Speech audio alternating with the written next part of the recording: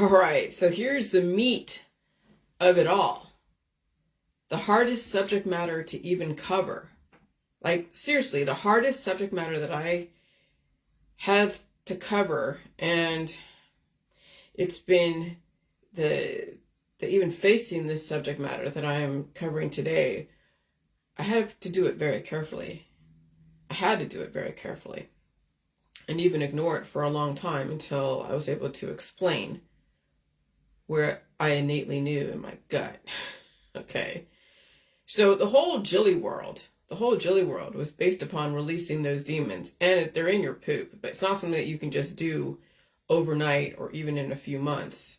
Releasing those demons of death within your body takes years, and it also takes facing all the traumas and all the past that are held in your genetic line, that are inherited from your parents and taught to you, because even how you respond to releasing the demons of the past is taught to you by your parents. And then people metastasize the traumas of the past within their body, and it turns into a fast-moving cancer.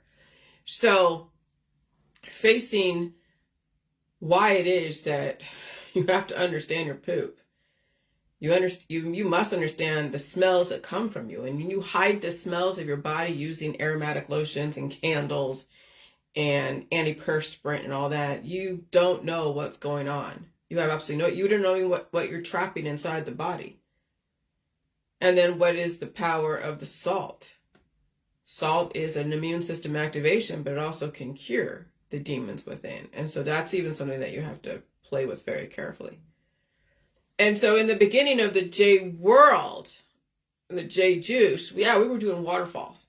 But in a slower frequency environment, when you did so much of the J juice, you'd cure yourself, so there's nothing else that would come out. You'd just be pooping out or peeing out the Jilly juice.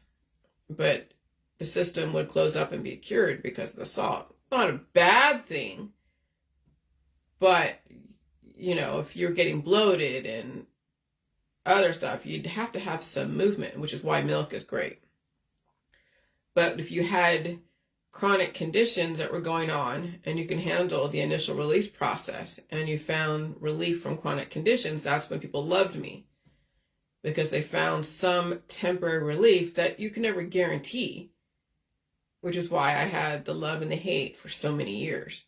Half the people loved me because they were able to get cured temporarily and redirect, and the environment wasn't so aggressive that they could stay cured. And the other half hated me because I activated their immune system and they weren't prepared for it, but they survived it. I mean, they lived to tell about it. They're on the Dr. Phil show.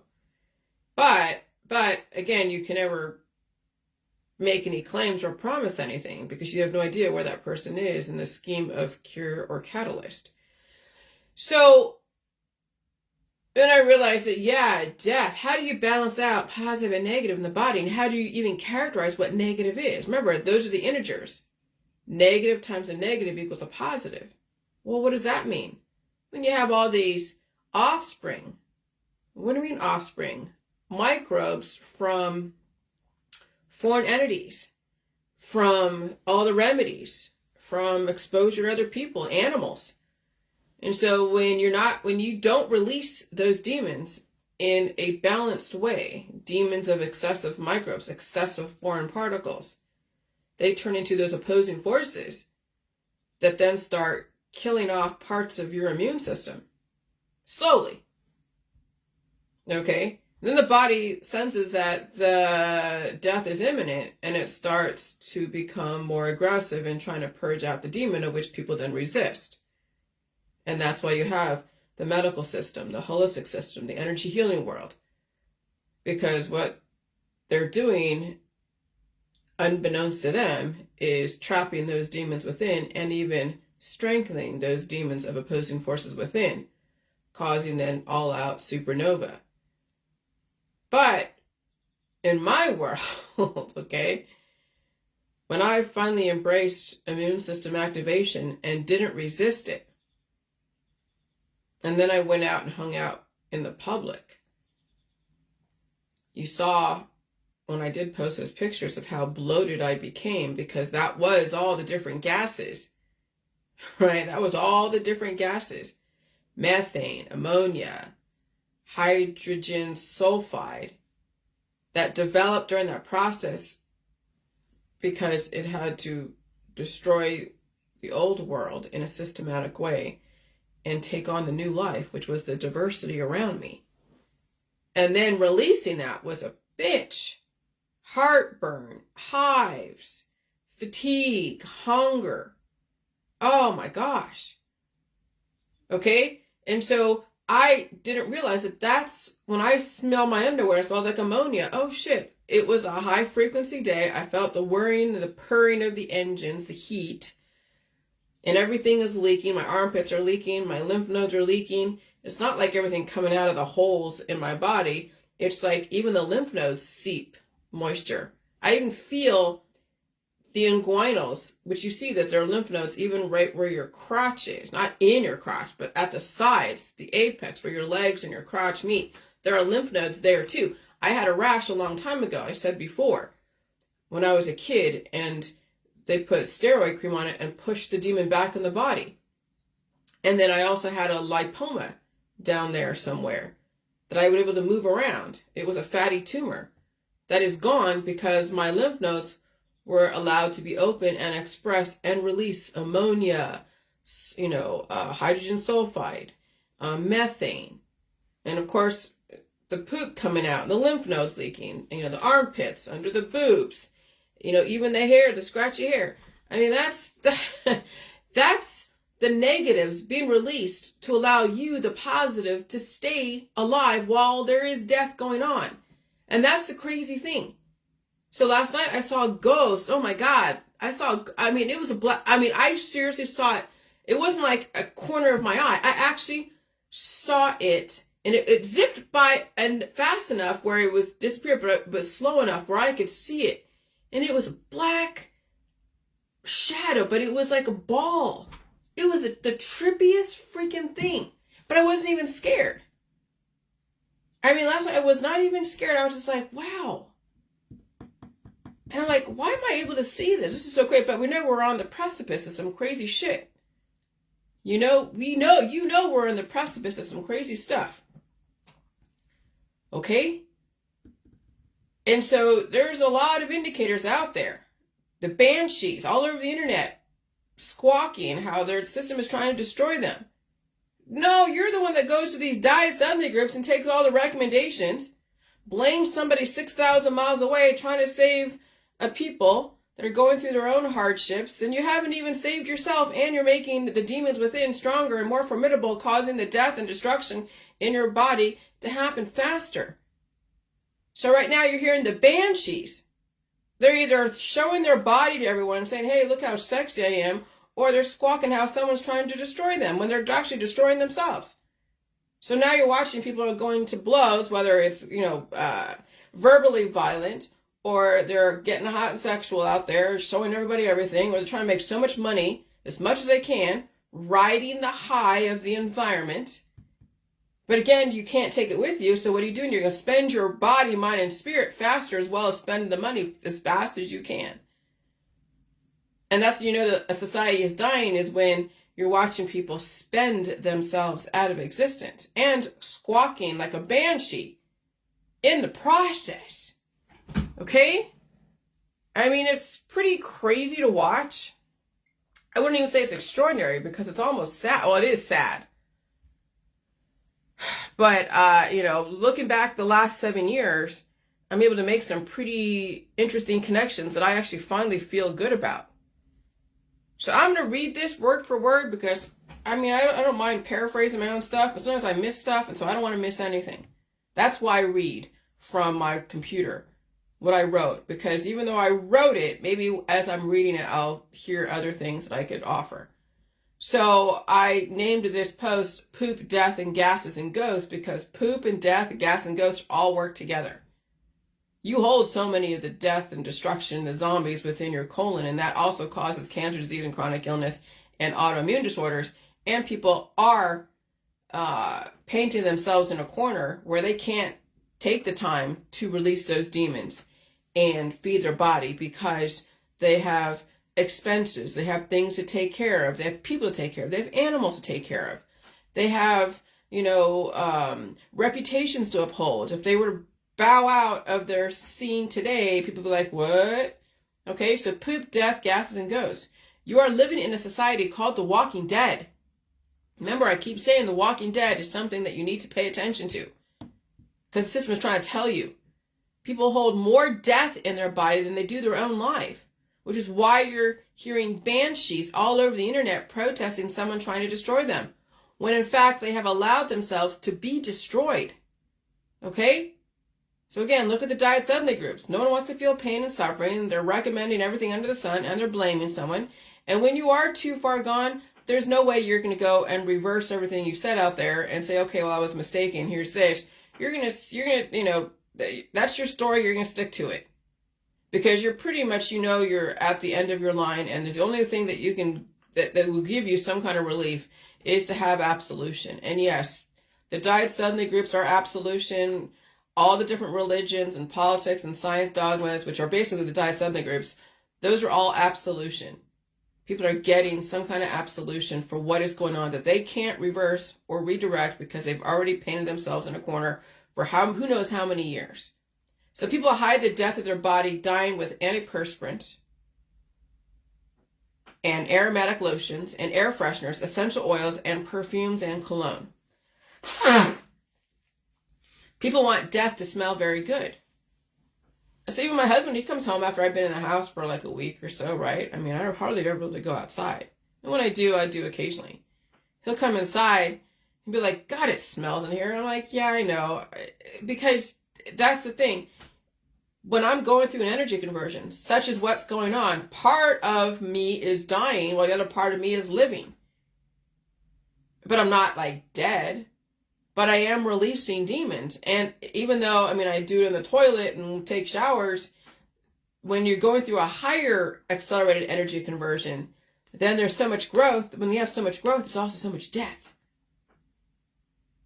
And sometimes I do take 2 showers in a day because with the amount of growth that's going on because of particle acceleration and climate change, you're also dealing with so much death, which is why you're seeing died suddenly.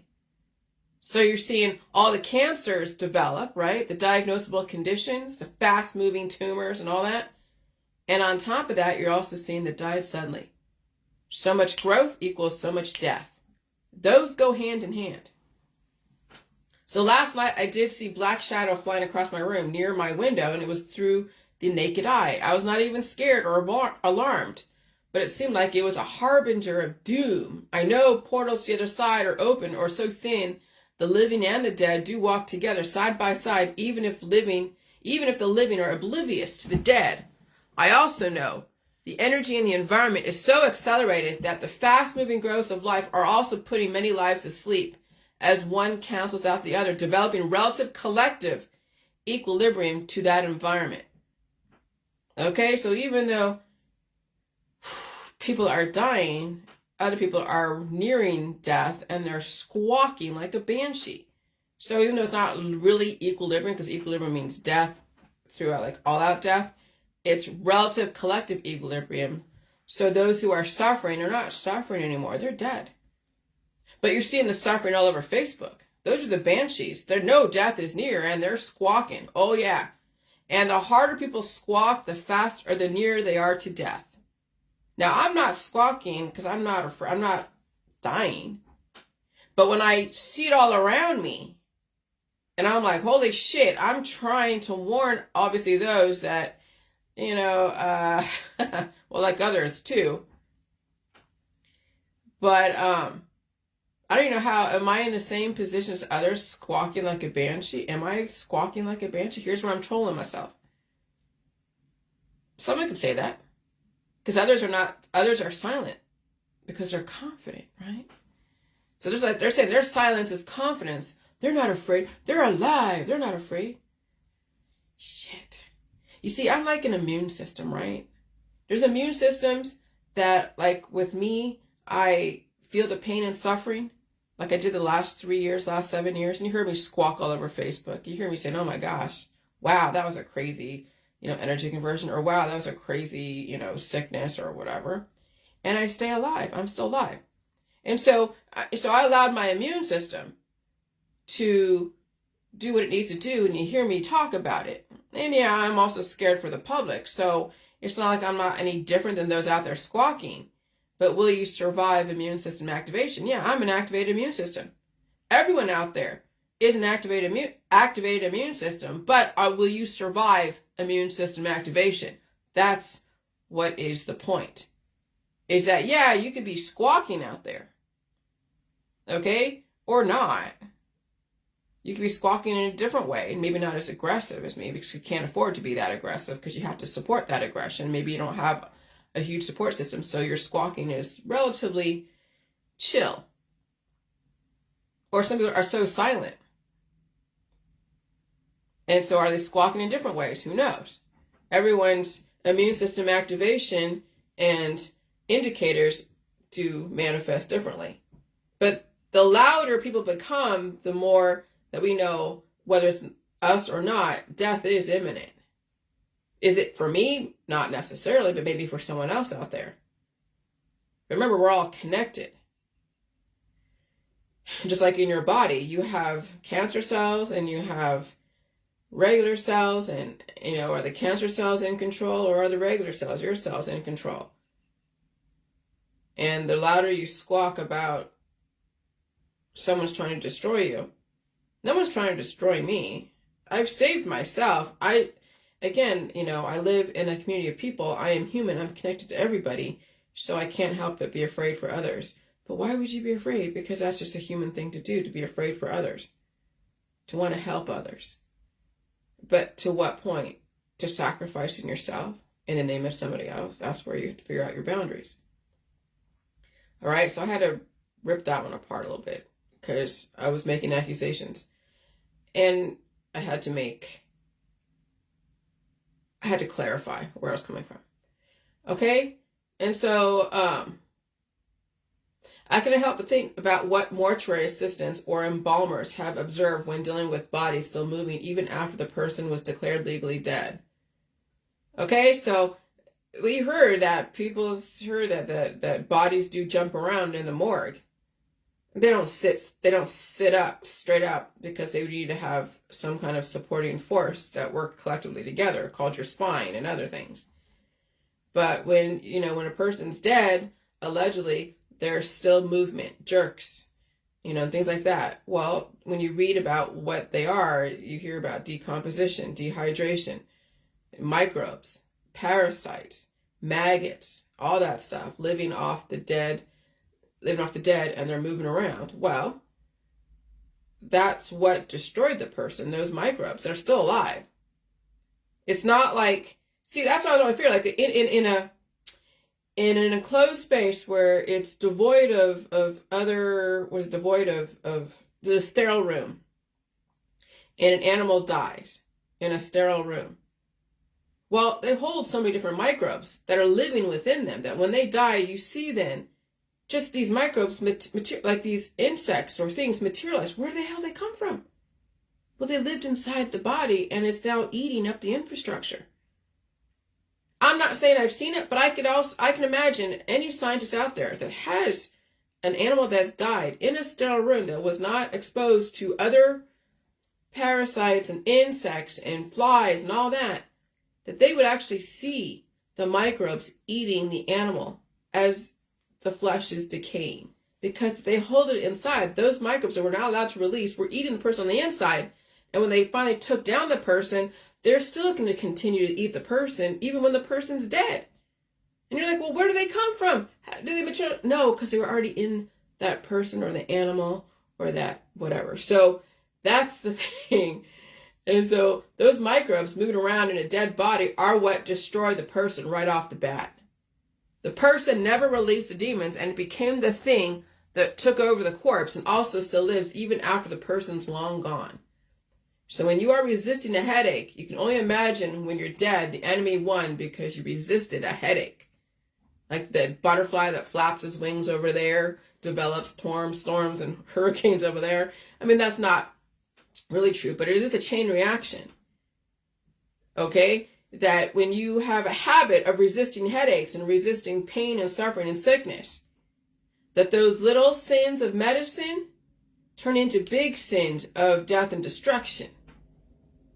Okay? So when you are resisting one little headache, imagine doing that at least 50 times a year, especially when you have chronic conditions. You can only imagine when you're dead, the enemy won because you resisted that headache. You took a medication, you stopped your body from winning that war, and you also starved your body during that process. Now look at all the diet suddenly groups and everyone recommending everything to disable people's immune systems. Those remedies are making the enemy inside stronger, even more formidable, but you can't tell them that. But hey, you look hot doing it, right? I'm sure the flat stomach was worth dying for. I'm sure your big boobs and lips are worth dying for, because even those that are, they're dealing with stuff and they're getting recommended all these different remedies and things like that, they're also trying to look hot out there. They don't want any break in their stride of influencing and looking like what they need to look like to get hits and clicks and money if they're selling something, a protocol, a remedy. They're one of those people that beat cancer, so they have some kind of supplement to sell you. Okay? And so then it clicked. Oh my gosh. There are obvious connections to poop, the waterfalls we experienced during the early days of the Jilly Juice. Okay, it burned coming out of our ashes. It burned like, oh my gosh. You even had to put some coconut oil and even some of the Jilly Juice on your butthole, because those acids that you were holding inside, they were causing the decay and activating things that were against you and made you bigger and bigger and bigger. Because I was getting bigger and bigger and bigger. When I finally released those demons, I noticed a difference. And I did post a picture a long time ago of what I looked like right after. I noticed a difference in my weight, a difference in a lot of things. I didn't look so bloated. And I understand that that's what people were doing back then, because I had people send me their testimonies saying, oh, look how hot I am. Oh yeah, I was hot too. I remember that. I was skinny, just like you were, but we couldn't afford to do that. That was fun for that time during that environmental sequence, right? That atmosphere. The atmosphere changed in 2019, 2020. And I noticed that I was even gaining a little bit of weight, and I wasn't doing that much Jilly Juice. I was just tired of working my body so much with the Jilly Juice that I got off it and maybe did only once every couple months. But when the climate changed, it released the demon inside, and then that's when I got bigger. I got bloated, and that's when the gases and the war inside, and I didn't know who was dying or living. I was still alive, so obviously I was alive, but what was the percentage of my life versus the zombie within? Well, it was crazy. The last 3 years releasing that demon, I saw some crazy dreams. Presence in my room, coughing so hard, hacking up so many loogies, bloody noses, just feelings of malaise, and even feeling like I almost basically died in July 2022 and I could barely function. That was a rebirth, but it's not like religious, okay? And so then it clicked. There are obvious connections to poop, the waterfalls we experienced during the early days of Jilly Juice. Salt as life-saving immune activation sequence. So salt as a life-saving immune activation sequence and a deadly cure relative to the situation and all the fear and backlash 5 years ago. Okay? And so I now can connect all the dots. And so we did release initial demons, but that was not the end of it. Doing waterfalls is not the end. All right? Even then, even in this environment, maybe do one waterfall if you've never done the JJs, but then you might be activating things you're not prepared for. So again, if you have predisposed issues and even heart conditions and neurological issues, you need to talk to your doctor. But my experience back then and others' experiences that you may have seen back then was that the waterfalls definitely did release some initial demons. And I felt the heat. Remember, I was opening the door of my other house and let the cool air come in because I was actually activating the menopause sequence, which I didn't realize. Now that I look back on what I was experiencing back then, the heat, even though we felt cold doing the Jilly Juice, remember that, because your body temperature was going through a fluctuation with the Jilly Juice. During times in between, my body would feel so hot. I'd be sweating and craving like things like waffles and who knows what. And then when I had a steak, I would feel like all this weird stuff, like I did PMDD, because the body was finally getting nutrition. And I couldn't mischaracterize the symptoms. Okay? So I had to really understand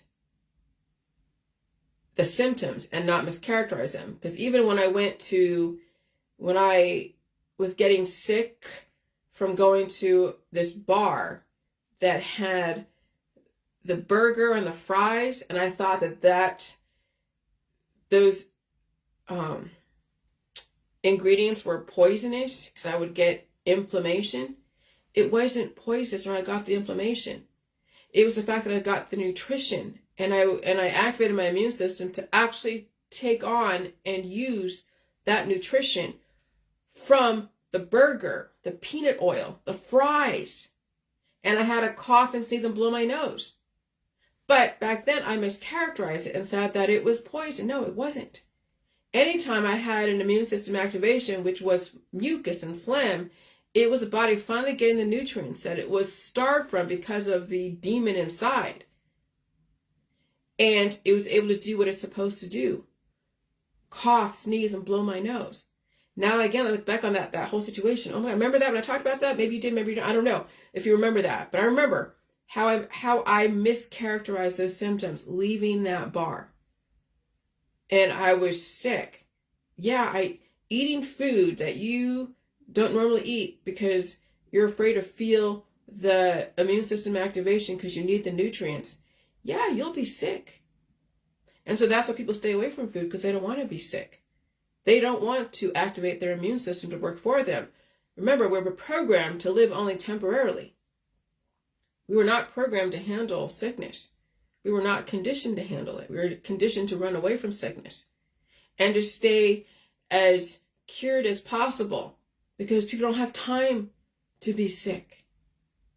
Yeah, when you paint yourself in a corner and you have to prove something to the world and to your mate and to your family, then you will be the sacrificial lamb. And people are. But hey, if they're getting paid for it and they're having a good time and they expect to die someday, and they already have absolution because they have a religion or politics or a science dogma, don't get in the way of that. There are others that don't fit in that category. They deserve another thought process that they can finally say, okay, I see now where you're coming from, because I experienced that too early on in the J world. I would eat a food and I'd go into inflammation. And oh my God, I was allergic. But no, you're finally getting the nutrition that you were missing. Okay? And so we did release initial demons, but that was not the end of it. Doing waterfalls is not the end. Then it's allowing your immune system to develop a process of releasing the hidden demons within. And you had to eat all the food. If not, you will turn into a ghost zipping around society. Ghosts are spirits of the living minus the complete DNA RNA code made up of fatty acid, right? Deoxynucleic acid, ribonucleic acid, amino acids, fatty acid, prohormones, and minerals. What are prohormones? Vitamin A, B, C, D, E, F, and G. Those are nutrients. Those are hormones. Those are acids too, okay? But prohormones are what catalyzes the hormones to develop. And so eating an orange or juice or any kind of vegetable then catalyze a hormone to develop to balance out everything in your body. So they call it prohormones. Vitamin A, B, C, D. If you want to now turn it into a hormone that would then translate into a supplement, that's why they call it then supplements of vitamin A, B, C, D, E, F, and G. Okay? And minerals, which are all the potassium, the mercury, trace minerals, right? Everything that you would find in the pink salt, all the trace minerals. Okay? Everything you find in the periodic tables. The energy of the ghosts are based upon how influential they were in their prior lives, and a human can house up to trillions and trillions of little energetic ghosts of past, present, and future consciousness, which is why people can develop more than just one lifetime if they understood how to physically live while the past in their immune system decays and dies off. Okay? So if you're really influential in your prior life, then you could be like a Zach Bagan and play ghost adventures and get in touch with these ghosts that are really active in some areas. While it may seem extremely logical and scientifically proven, parts of the people do die off as they live. Most people do not want to even fathom they hold so much of the dead world inside of their immune system. they are so afraid to release, which brings me to my realization about those who heavily hated on me and stalked me and even radicalized people against me. The fear of life. Like, people are literally afraid to live. They cannot wait to die. It's crazy. Fear. People are so afraid of living, dying becomes a self-fulfilling prophecy of a race to the bottom to get in as much life as possible before they die. People cannot wait to die, and anyone who says maybe you do not have to die and here's what it might take to live becomes social pariahs and hated on so hard. So those that have to be cured, those that are selling you wisdom, they're old sages, Gandalf or somebody from Lord of the Rings, or some hot chicken Chuck, they're trying to get in as much market share. They're selling you everything under the sun. And they're spending money hand over fist because the environment has accelerated so much, it causes so much growth, and people are capitalizing on it. They're making so much money. They're getting really good ideas. They're out there squawking about this, and that. Here's my YouTube account, Patreon account. Here, this and that. And they're focusing on all these different things, and they're trying to get as much market share. And so, yeah, the race to the bottom before they die is now what you're watching. Which is why I've slowed down. Which is why I don't go out there and hang out with everyone and everything. I'm not trying to make a shit ton of money. I don't spend hardly anything except for food. And I've slowed down. I've taken the naps and I've slowed down everything. Because when the environment increases, the energy, I have to be able to feed that energy. And add more fuel to the fire so the fire in me doesn't go out. The people out there don't know where to put their energy, so they add fuel to the fire of destruction, and then they find themselves deteriorating. Hey, but they look hot doing it. Oh, and they have, a great YouTube channel of, oh, look at me, or, oh, look at that person, or look at that person. No. Spending themselves and everything out of existence. So currently, I do not feel as bad as I did before in 2018. It is not as difficult as it was before living up to the reputation of running a poop cult, which means I don't really run one anymore. I don't have any groups. I mean, who wants to be known as the queen of poop or be made fun of by people who make up songs about salt and poop and then suffering through the backlash of the person radicalizing people against me? And some really tough questions regarding humanity. Certainly not me, but I did put myself out there and introduce some concepts and even developed ideas that are probably not new in the bigger picture of humanity, but new to me and many people such as myself, but it was all worth it. Okay? So, indefinite life, immortality, biophysical immortality, being able to handle climate change, being able to handle the death part of your body dying as the other part living while you're watching it all happen. Pulling out the death out of your body that people are like, ew, that's so gross. Well, fine, then you can die with the shit in your body. You can't force your body to shit it out. And you have to go through the process of the body releasing in different ways. It's not always through your colon. Sometimes it's through rashes. Sometimes through headaches. Sometimes it's through, just fatigue. And you have to eat. The last 3 years, I smelled like death and destruction while staying alive and came to the conclusion, if one must live, one must accept the death of their former selves and deal with the pain and suffering of the past, shedding and even waterfalling and leaking the past out of the body. One must be able to eat meat, milk, cheese, eggs, fruits, veggies, gluten, salt, sugar to develop the new self while the old self is cast away. And when someone is allergic to foods, a lot of foods that are necessary to rebuild, like the amino acids in the meat, I mean, I don't know if you can live off of chicken, but you need some kind of red meat. Could you live? I don't know. You have to have a lot of chicken and a lot of fish to make up for what the system is using. What system? Your body, your environment, your job, your family, your friends, your lifestyle. Which is why I don't have a heavy lifestyle, because I'd have to eat a lot more than what my lifestyle could offer, because you have to have reserves. If you let everything get down to the penny, it just takes one energy conversion that penny won't be enough to keep you alive. That's why you got to have, I mean, financially, you need a savings account if you have a lot of activity going on, so you have some kind of cushion.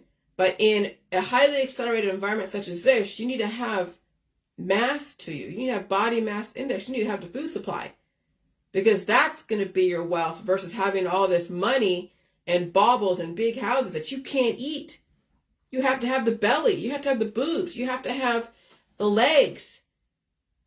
And then you have to psychologically prepare yourself not to look like what you did when you were 25. Oh, but I never did. But even people who are 50-year-olds, they're either embracing the deterioration process and flaunting it like it's something great to be dead, walking dead, or they're trying to revisit their youth and they're doing Botox and plastic surgery and all the diets and the exercises and the yoga poses. And here, look at me, my boobs, my belly, my legs, I'm hot, come and look at me, and maybe we'll have a date and we'll have a bunch of kids together. Okay? Well, that's how that shit works. Jesus, I'm going off of here. Okay? So, yeah, you have to eat. For you to survive, you would literally have to eat all the food in the food supply. But, yeah, you can play the game of all the things people play when they're dying. So I remember being half dead a few years ago, and I was a zombie of sorts, trying to live while the other half was turning into gaseous fumes, smelling like hydrogen sulfide, methane, ammonia, during so many bouts of sickness. Even every so often when the climate changed causing so much growth, I smelled ammonia seeping out of my lymph nodes, down there, oh my God, and smelled liquid seep out of my armpits, and felt the heat of the body's engines purring like a well-oiled machine, releasing and rebuilding while awake or asleep. Okay, so yeah, I remember feeling the tingly feeling one time a couple years ago. You start at the head and go all the way up to a certain point and stop. Oh yeah, it was almost felt like I was pixelating. If I could even paint you a picture in computer graphic terms, it felt like I was pixelating. I was sparkling, like the Vampire Diaries. Life is not always beautiful. And when treated with embalming fluids, Botox, and plastics, death is gorgeous and enviable, even highly sexual. And I'm not fooled by the hot chicks and chucks. And that's all over Hollywood. Even politics. And the sciences. And so humans are now faced with a choice. Look like a beautiful corpse with no time to be sick. And hey, look at me, I'm doing all these things. Look at me, look at me. Or find a way to deal with shedding the zombies within and get your life back. If you even had your own life to begin with. Or be reduced down to a black shadow zipping around society, only visible to people who can see both the living and the dead during climate change. Okay? So the choice is yours. But I remember when I was coughing and sneezing, blowing my nose, and there was a presence in the room. And to the point where even I have to close the door because the darkness was casting so many different shadows that I could see at the corner of my eye. And I could feel a presence, a heavy foreboding presence that was like, oh my gosh, like a fear. I don't even know where it came from. Well, yeah, and I don't always feel it all the time. So I know when the climate shifts and there's things that I'm dealing with, that there is that feeling of foreboding, like a doom. I mean, when you're finally aware and you're not under the influence, you know the engines are ramping up and expect more of the death of part of you while the other part of you has to then fight to stay alive. So the choice is yours. If you want to play the archetype of hot chick or chuck or an old sage telling people wisdom and remedies, you've already accepted death. You're already racing to death. You can't wait to die and go to the other side. There's nothing to resist. And all that money you think you're making because of your hot chicken chuck old sage status, you can't take it with you, which is why people are racing to the bottom to spend everything before they die. Self-fulfilling prophecy. And they teach their children that which is why all out death is inheritable. How many grandmas out there, grandpas, how many mothers and fathers are teaching their kids just to race to the bottom? Go as fast as you can and get to the top as fast as you can. Because that child, that grandchild is your extension of what you did not achieve. And so parents teach your children how to die in our society. Grandparents teach your children how to all out self-destruct in our society. They have an herb for you, a traditional one at that, which is why someone like me is so unpopular. I embrace the life within me while dealing with the death of the old world, even if it's housed in me. And I don't resist the release process. And I'm not looking to procreate a microbe, of viruses, or even a child to carry on my genetic line. Because I am my genetic line. I respect life. I also respect the death that must happen whenever the climate changes even parts of me. And I can still stay alive despite the death, and the smells are to prove it. So when I said about what a banshee is, see, my dad used the term banshee. When I would yell from the other room, or my sister and I were like fighting and we were screaming at each other, and my dad would be like, "Stop screaming like banshees." I'm like, okay. That was my dad's word. I learned that from my dad. Banshee is a fairy or spirit whose eerie scream is believed to be a warning of imminent death. The high-pitched wail of the banshee is so piercing, it chills you to the bone. While not so often seen, the banshee shrieks can be heard usually in the middle of the night when someone is close to death. So I can only imagine that even when people hear Sasquatch, it might be a freaking banshee when they're looking for Sasquatch in the woods. That's why I liked watching Zach Bagans' Ghost Adventures, because he was entertaining and definitely attractive, but also what his whole premise was listening and look and hearing the things that go bump in the night, whether it's out in the field in some old war cemetery or area, or battlefield, or in some house that had so much history. Oh yeah. And stuff going on in these houses where the dead are able to bring up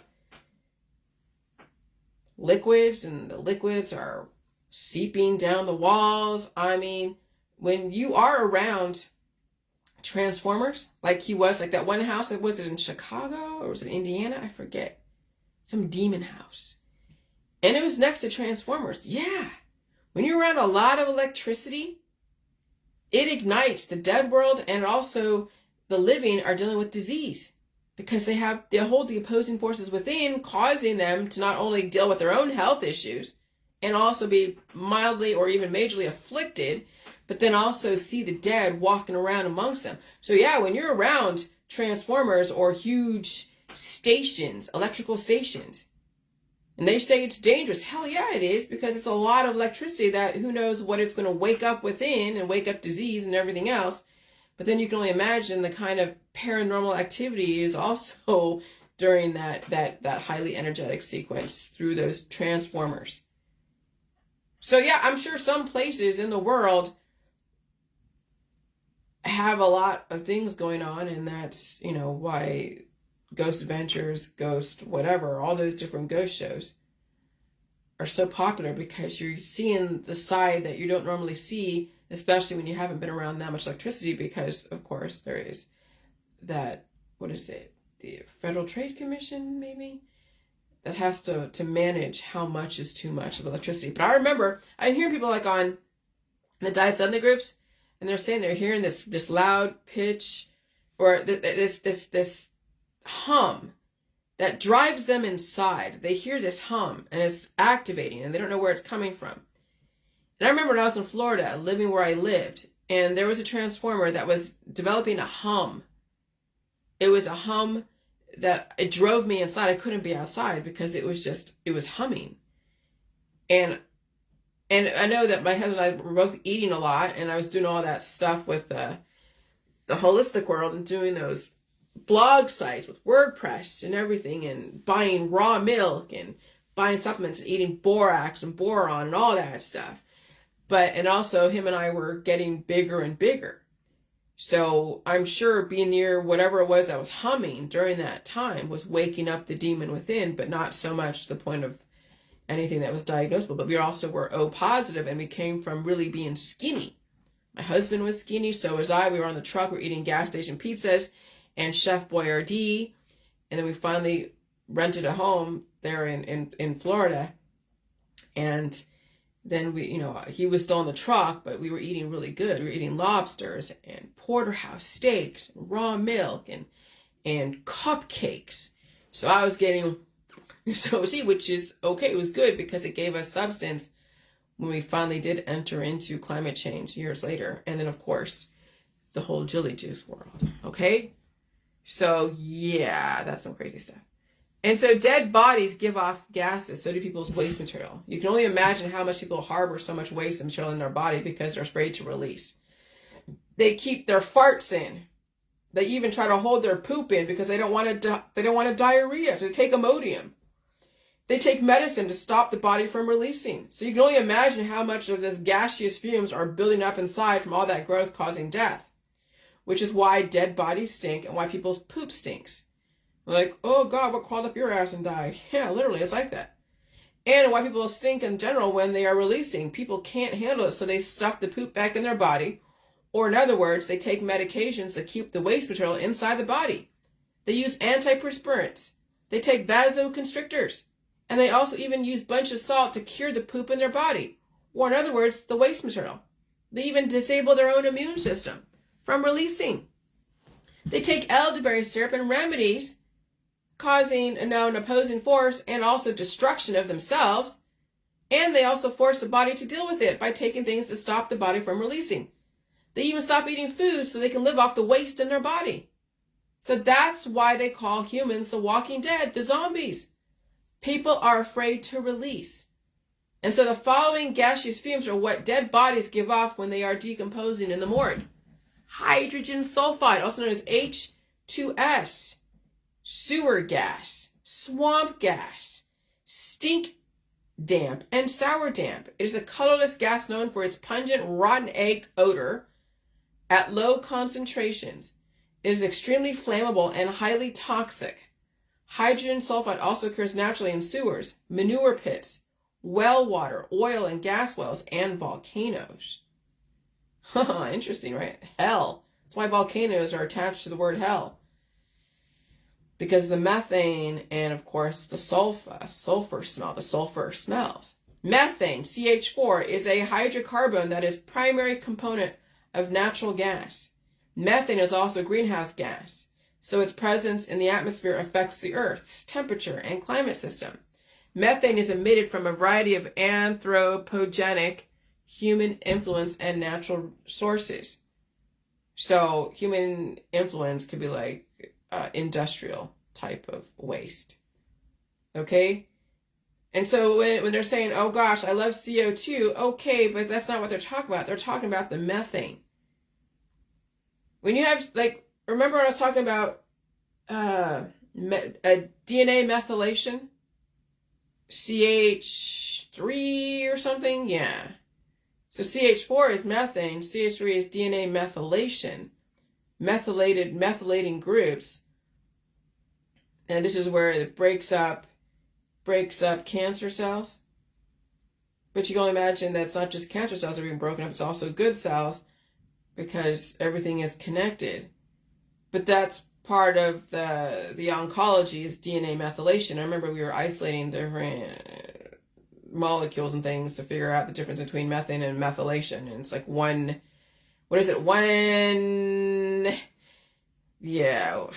is it a molecule? I guess what you call it. It's been a while since I studied all that. But anyway, so methylation and methane are like one number away from each other. Okay? And so when you hold so much of that methane within, now I'm not saying that you take laxatives, no, I'm not saying anything like that, but you have to be able to release those demons. And what does that mean? Sometimes when your body holds on to stuff and you're so bloated, but you just don't have the energy to pull out the crap, that metastasizes, that turns into another entity. Mr. Hanky turns into another formidable enemy. All right. So anyway, so ammonia decomposition is a well-known reaction that breaks down ammonia into hydrogen and nitrogen. Okay. So the reaction is endothermic, meaning it requires energy to produce products. It is also an equilibrium reaction, so it is not possible to completely decompose ammonia into hydrogen. And so when I'm smelling ammonia in my underwear or whatever, because of an energy conversion and the body is releasing, I'm releasing that ammonia decomposition. If I were to house it in, well, you can't completely decompose ammonia into hydrogen. So that's why you have to release it, or it is deadly. And so when you smell cat litter in people's houses, right, and they haven't cleaned their cat litter, and you smell a strong smell of ammonia, it's a lot of decomposition in that house because cat pee smells like ammonia. It's freaking nasty. And so when I'm smelling my underwear, I'm like, oh my God, I gotta go take a shower. I gotta wash everything because I was releasing a lot that day. And when I do feel my heart beat really fast, I'm also releasing ammonia and everything else. Better than to house it in, but when we were doing the Jilly Juice a long time ago, we were releasing probably ammonia and fatty and all these different things. Okay? So people are housing a lot of decomposing material in their body, and then that's what destroys them. That's something will cause another destruction, and they can't survive that destruction. And so, sobering thought. When dead bodies are still moving in the morgue, those were the opposing forces who took them down. According to 2019 study, dead bodies can move significantly for more than a year after death. The study was conducted by Australian researcher Alison Wilson, who photographed and studied the movements of corpses over a 17-month period. The study found that the movement occurs in all limbs during the decay process, including in advanced decomposition stages. So when I'm releasing gases of decomposition, it is smelly, but yet I am still alive. And funny how that is, right? And when there is so much growth during high aggressive frequency days, there's also decomposition. For every life, there's a death, and you can still stay alive. You don't have to be the one that dies during aggressive growth rates during high frequency days. But you'd have to know how to release and feed the body to make sure you make up for what is lost. Okay, and so that's what I said, according to Quora, bodies do not move in a morgue. However, the sources say that bodies can move for more than a year after death. And I already read that. Just remember, for every life during infection, there's also death.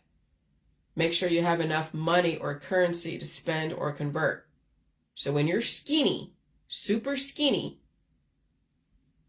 and you release as much as you're taking in, you're at relative equilibrium. It'll just take another energy conversion.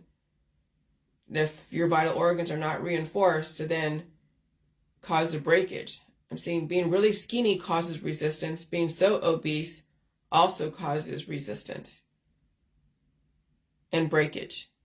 And that's why I say you can't get caught up in the body shaming, because there's such thing as clinically obese, where you're fighting a condition and you know it, and there's such thing as clinically emaciated, where you're staying away from food, you're food intolerant, and you're psychologically trying to be extremely sexual. That's also an indicator of someone with someone promoting death and destruction. Remember, sexuality is about procreation. For every life that you're trying to procreate, even if it's not your intention, a death occurs. The death of you. Death of the other person. Which is why I limit whatever, urges that people have within my house here to maybe twice a month or once a week, give or take. Because I don't want to be responsible of spending somebody else's body because they have hormone urges. Yeah, it's painful, but you have to release in other ways, not always through your genitalia. Okay? That's how you release your life force, is through your sexuality. And that's a very difficult concept for people to understand, given that they've been so sexualized ever since they were a kid. All right, so as far as blood type, I'm not going to go into this because it's difficult. This is just too much for some people, so I'm going to leave this one alone. But I was wanting to be a little bit more specific around the blood type compatibilities, and there's 3 different types: transfusion, presence of others, and marriages. And it's all relative to the environment. If you already expect to die, you'll die slower around people in a slow frequency environment. In a high frequency environment, you'll die faster around other people unless you know how to offset the negatives, bring in the positives for you. And it is a balancing act. And so blood types is just another way to show you how people destroy each other through the presence of mixing bodily fluids, breathing in ectoplasm, and even getting blood transfusions. And so it's still all relative to the environment, your lifestyle, your predisposed issues. It's all relative to a lot of things. And so no matter what, whether you're in a favorable situation with a blood type or unfavorable, you're going to have to figure out how you're going to manage the energy someone has taken from you and make up the difference, make up for what is lost. And that's bean counting. And you'd have to know and understand what blood types are, what your own blood type is, what your lifestyle, belief system, your habits, everything. And bean counting is tedious if you're not conditioned to do it. Okay, so yeah. And that's all I'm going to say. So this will be a short video, but yeah, gas, poop, death, and ghosts, all that, they're all connected. And I was correct in the beginning. There was a reason why we were releasing those, doing those waterfalls in the beginning. Because some of us held so much death and destruction within that when we finally released it, not only did we get some relief, but we were also able to redirect the intentions. But that didn't end there. Then I had to deal with all the food in the food supply and not mischaracterize symptoms. And I had to pull out the demons when they became so stubborn, wanted to stay in. And sometimes you just have to sit through being bloated because you can't get to the demon until the body allows you to get to the demon. And it takes eating food and dealing with the pain and suffering of which then you'd have to figure out if you have the infrastructure, the support system, and if you don't, then you will have to see a doctor, which you would anyways if you're not sure what you're doing. Again, I'm just giving you what I've experienced and even kind of wrapping up everything from way in the beginning. Okay? And so I was right, but I had to explain myself even further, and I also needed to evolve, and I did. But my gut instinct knew what I know today, that everybody on the Dr. Phil show was selling a cure. Everybody was selling a cure. And so when I revised that I'm not trying to cure people, now you have to eat all food and evolve. And no one should be giving medical advice to anyone. No one should be recommending any VACCINESs to other people. No one should be giving headache medicine to other people. No one should be recommending anything. Only your personal doctor should be recommending anything. And we had to understand positive and negatives in the body. And I was right. The holistic world and all the medicines develop those opposing forces, causing then people to go get things carved out.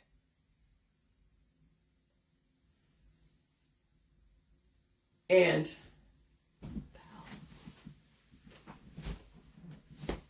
it's a fly in here, jeez. Carved out or try to silence it through drugs. And you had to feed, you couldn't attack any foreign entity in your body. You couldn't attack it. Because once you attack anything in your body, mind, and spirit, or out there, counterattacks. And then it becomes a mutually assured destruction. And the system didn't want that, but they watched it sort of happen, but not really. Because that's when you get everybody involved. You get the OAG, you get Interpol. Who else do you get involved? Oh yeah, you get the Better Business Bureau involved. You get all the trolls. You get the government. You get the police. You get the Humane Society. Everybody involved to figure out how to stop mutually assured destruction. Again, chili juice is not poison. It was a catalyst to wake up what maybe people were not prepared for, but it also was a cure of a very temporary relief that you couldn't guarantee. And all the ingredients are FDA approved, but you couldn't make claims. And you don't want to be cured. You want to now release those demons. You don't want to stop up your body to then be forced to have those entities carved out. But again, you'd have to understand what would it take, and you may not have the infrastructure, and you might, I don't know. You'll have to determine that.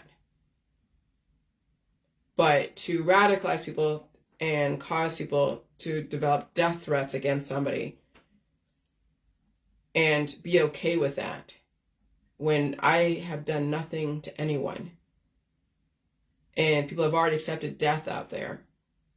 They put their friends and family in hospice all the time. They give their kids elderberry syrup. They give their friends and family medicines, sin, hand over fist. They don't condition their kids' bodies to release.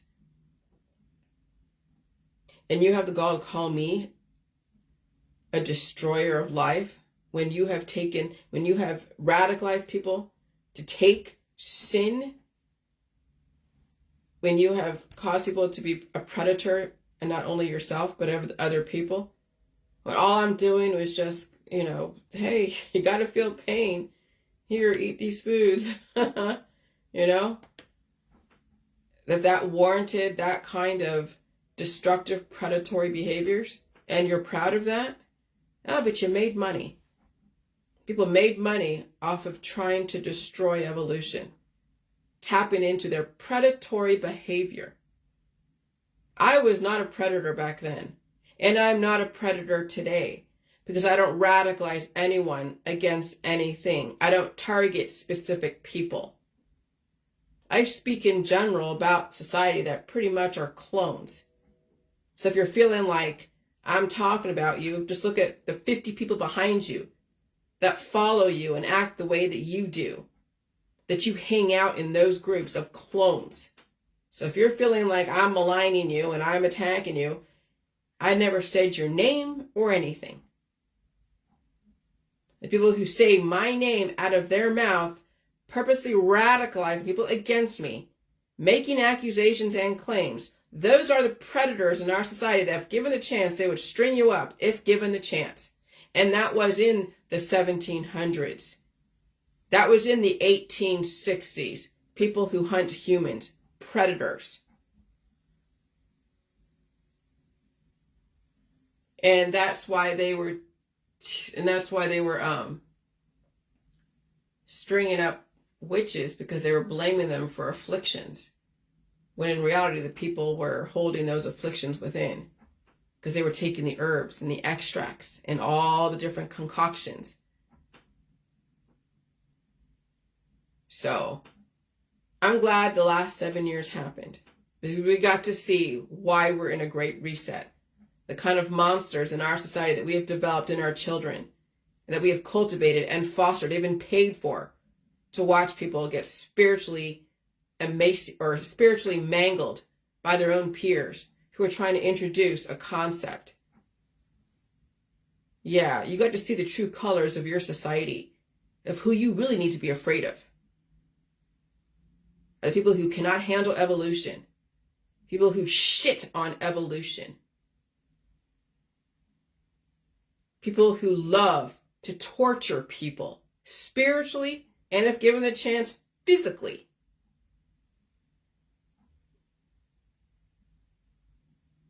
And so I'm glad you got to see the true colors of people out there. Because I was in my group doing what I had to do, and I wanted to let everybody in. I wanted everybody to come in, even the mainstreamers. And again, I was Julius Caesar at that time. And so I was destroyed at that moment in time by my own moderators. They became the Benedict Arnolds, right? Arnolds. And then I started getting attacked, and I responded to those attacks with counterattacks. And then when you walk into a war such as that, not knowing where it originated from, you will think whoever you're seen as the aggressor is the one that the reactor was the one that was aggressor. No. You walked into a war that you knew nothing about and you took a side. You should be fucking ashamed of yourself. You made assumptions about that situation. And then you allowed the articles to get radicalize you, because that's what the system does. When you go up against the system, if you don't have all your duckies in a row, they will find a way to destroy you through the media. And then we have these followers out there that eat up that shit and can't wait to use that shit against anyone. And make accusations. And then when the person slaps back on some level, they can't fucking handle it. And then they claim to be the victim here. And I went up against every said victim, and none of them ever fucking showed up. Oh, yeah? Maybe I was a fucking victim here. So, I'm glad we got to see how fucked up humans can be when given the opportunity. And you saw how fucked up humans were 7 years ago. That's why we're in a great reset. Because we've developed that in our children, we cultivated that in our parents, and we allow it to happen in the schoolyard. And then we call it love. While you are hating and destroying somebody else, you call it love. And that's why the system is going through a great reset. And you got to see it, of why. It's all over YouTube. It's all over Facebook. It's all over the internet. Just Google my name. You'll see all the aggressors out there. Couldn't wait to string and blame somebody for their own bullshit. Fancy themselves the Jesus saviors of our society, but they're atheist. But they fancy themselves a savior. Remember The Walking Dead? They said the saviors would be the most dangerous of all. Yeah, I may have come off like one on some level, but I wasn't attacking anyone. However, I was making claims that needed to be evolved. Did it deserve that kind of backlash? No. Did it inspire me to really figure some shit out? Probably. So, should I be really upset? Well, it was torturous. That's MK Ultra. Just so you know, that's MK Ultra. That is trauma-based programming to get the most amazing innovation out of a person. You saw from that trauma of being stalked and bullied and had death threats against me, even forced me to go to the FBI and sitting through their interrogation. Because even a person crying victim may not always be the victim, so they have to interrogate you. But you saw through all that suffering and pain came the evolution of the Jilly Juice world. So when you hear about these Hollywood stars and even politicians and even religious people, why they rose so high in the ranks. Oh yeah. They had MK Ultra, and it gave them their power and prestige. And also you have someone like a Bill Gates and Mark Zuckerberg that gave them the innovation. Okay?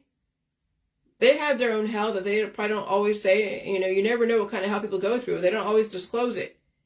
But how do you get such amazing people? They go through some fucking hell. And so, I don't know how you would accept that. Some people don't survive the hell of innovation. And they die in the process. And that's what people are up against right now. They're hating is the fact that the innovation does require hell. And people think of it as a satanic thing, and I can understand that point of view because it's hard for me to watch things like hell that people go through. But again, no matter what, you're going to be going through hell when someone finds out you're weak, and they will find every way to antagonize your weaknesses until you either fold up or fight back. And people do look for weaknesses in others, and they antagonize those weaknesses until you stand up for yourself. So no matter what, you'll be going through hell by even your own peers who find the weaknesses and smell weakness within you. And they will antagonize it. And so I guess it's better that you get antagonized in a controlled type of situation versus an organic situation where you may not even survive. And so that's what you're watching now through all these wars and everything else. You're watching some major innovation come out of humanity, and it's like an MK Ultra. And it sucks to fucking watch, but you watched the process that I went through. You watched the hell that I went through. And I was strong enough to handle it, but I was also conditioned for it. So then that's why I can't get mad at my parents, because they really gave me the tools to deal with the hell that I went through the last 7 years. Not getting treated for all my different diseases. They could have given me so many drugs when I was a kid, but they didn't. They could have committed me to institutions when I was rebelling so hard, but they knew they developed that. They had to watch it play out and let me be the one to either save myself or destroy myself. You can't get mad. Now what are you going to do with all of this innovation that you have from all the trauma of watching everything happen, whether your friends and family dying or wars or impending doom? What are you going to do to be so innovative, to save yourself and to develop a future for yourself through all of this energy that we are experiencing? So I survived it. Some of you who've been through some fucking hell, you might be able to survive the hell that you're about to enter into right now or in right now. If you choose to give up, that's your own choice. But if you give up, it means you really don't have what it takes to fight for your own life. And so even though you hear all the banshees out there, doesn't mean all of them are going to fucking die. You just hear the banshees that are like warning you of imminent death, but it doesn't mean that they're dying. It means that they're warning you of imminent death. Somebody's dying somewhere out there. But each individual knows whether or not they can survive the indicators that are screaming at them. Some will and some won't. Okay, so what you saw the last 7 years was an MK Ultra with everything that I went through. That was an MK Ultra. That was a system-generated, controlled MK Ultra. So now you can imagine what people go through when they are innovated at such a young age. You don't feel sorry for them. You're just happy someone like that can handle that and show you that you can survive the potential hell that you're in and going through if you support it scientifically correctly. And again, you can't assume that you will. Talk to a doctor if it's that scary for you. All right, bye.